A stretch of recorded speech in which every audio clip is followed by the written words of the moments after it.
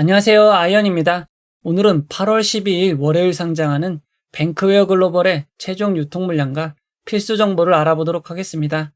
아이빔 테크놀로지처럼 빔 싸줄까? 상장일 난이도 상승이라고 제목을 정했는데요. 왜 이렇게 이야기하는지 빠르게 알아보도록 하겠습니다. 먼저 일정입니다. 뱅크웨어 글로벌은 8월 12일 월요일 단독 상장으로 진행이 됩니다. 8월 10일 뱅크웨어 글로벌의 상장을 시작으로 교보 16호 스펙 유라클의 상장이 있고, 그 다음 주는 매일 한 종목에서 두 종목의 상장이 있습니다. 또다시 대상장의 시대 시즌2가 열린 것 같습니다. 이어서 우리사주조합 실권을 확인해 보도록 하겠습니다. 이번 공모에서 우리사주조합에 배정된 주식은 없습니다. 그에 따라 우리사주조합 실권은 발생할 수 없습니다. 이어서 기관투자자 실권을 확인해 보도록 하겠습니다. 기관 투자자들은 모두 청약을 하였고 최종 배정까지 완료했습니다. 기관 투자자들의 실권도 없었습니다. 이어서 일반 청약자 배정을 확인해 보도록 하겠습니다. 이번 청약에서 균등 배정 주의수는 1.6주였습니다. 그에 따라 청약하신 분들 모두 주식을 배정받을 수 있었습니다. 이어서 최종 유통 물량을 알아보도록 하겠습니다. 뱅크웨어 글로벌은 공모가 16,000원 기준 상장 시가총액이 1,600억 원입니다. 뱅크웨어 글로벌의 상장 시가총액을 2023년부터 2024년 상장한 종목 시가총액과 비교해보면 아이빔 테크놀로지, 코칩, AS텍보다 크고 레뷰 코퍼레이션, 포스뱅크보다는 조금 작은 편입니다. 뱅크웨어 글로벌의 시가총액은 작은 편입니다. 수요 측 당시 의무보유 하격 신청은 1.52%밖에 되지 않았지만 의무보유 하격이 무려 703.57%가 배정됨에 따라 최종 의무보유 하격 배정 비율은 10.69%가 되었습니다. 아주 높은 비율은 아니지만 유통 물량을 조금이라도 더 줄였습니다. 기간별 의무보유 하격 배정을 살펴보면 장기인 3개월, 6개월에 모두 배정되었습니다.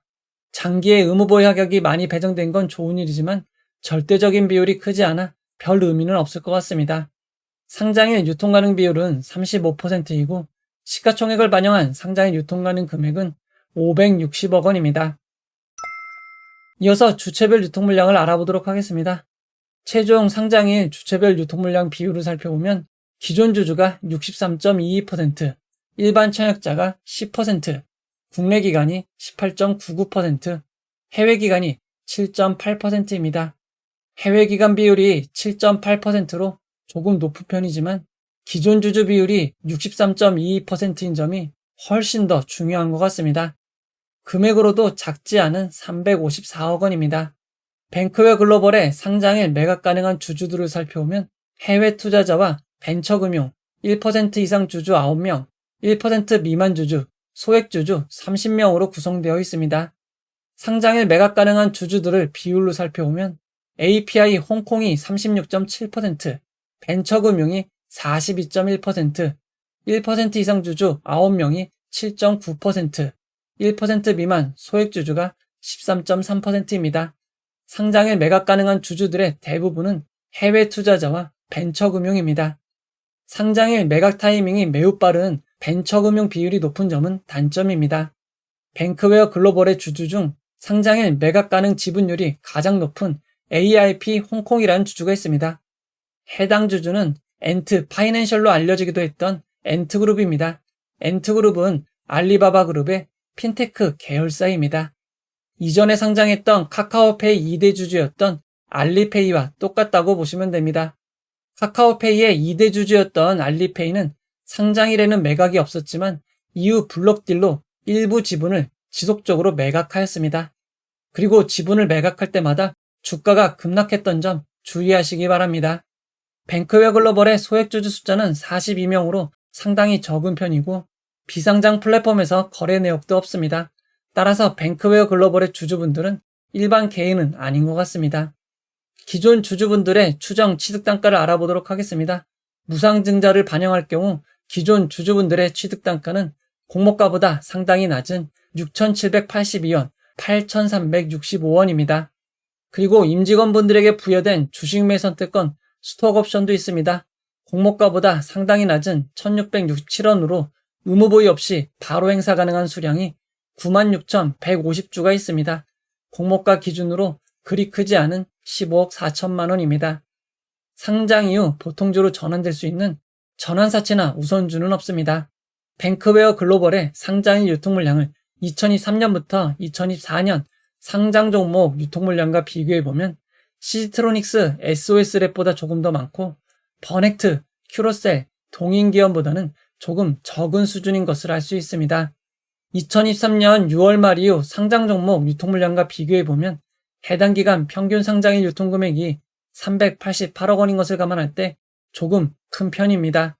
최근인 2024년 5월 이후 상장 종목 유통물량과 비교해보면 최근 상장 종목들 중에서는 보통 혹은 조금 많은 편으로 볼 수 있습니다. 이어서 상장일 주가 범위를 알아보도록 하겠습니다. 뱅크웨어 글로벌은 상장일 공모가 16,000원이 기준 가격이 되고 상한가 400%는 64,000원, 하한가 60%는 9,600원입니다. 청약하고 배정받으신 분들을 위해 최상의 결과 있기를 바라도록 하겠습니다. 이제 결론을 알아보도록 하겠습니다. 뱅크웨어 글로벌은 미래에셋증권 단독으로 진행이 되었습니다. 청약하신 분들은 미래에셋증권에서 확인하시기 바랍니다. 미래에셋증권은 대형 증권사이고 청약하신 분들이 모두 주식을 배정받았지만 많은 편이 아니라서 상장에 문제는 없을 것 같습니다. 뱅크웨어 글로벌은 경쟁률이 상당히 낮았습니다. 그에 따라 비례 청약하신 분들도 7.38%만 상승한 17,180원만 내면 수익이 발생합니다. 지난 상장이었던 아이빔 테크놀로지는 정확하게 공모가로 시작하였고 14.4%까지 하락을 하였지만 이후 101.5% 상승한 2150원의 고점을 기록하였습니다. 상장일 하루의 변동폭이 무려 145.9%나 된 것입니다.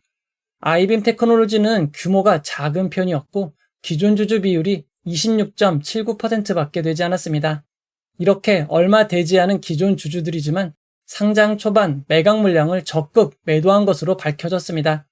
매도 단가를 살펴보면 9,882원, LB넥스트 유니콘이 가장 잘 판 1,102원, 9,971원, 9,742원, 9,805원입니다. 이런 상황을 감안할 때 공모가 10,000원 이상에 파시기만 하셨으면 기간보다 잘 파신 것으로 볼 수 있습니다. 아이빔 테크놀로지는 상장한 후 시간이 꽤 지난 12시 38분이 되어서야 공모가를 다시 안정적으로 상회하기 시작하였습니다. 그리고 12시 51분 거래량이 터지고 난 이후 본격적인 상승을 시작하였습니다. 그리고 오후 2시 19분 고점인 2150원을 기록한 것입니다.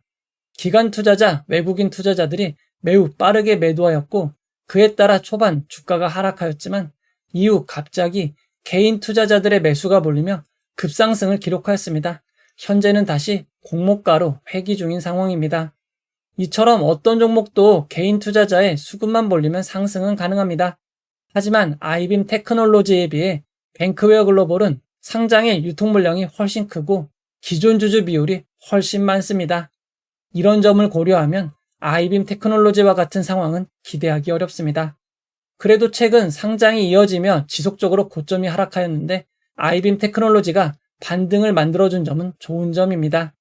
뱅크웨어 글로벌은 개인 투자자들의 매수밖에 기대할 것이 없습니다. 아이빔 테크놀로지로 상장의 관심이 조금이라도 더 높아진 점은 호재입니다.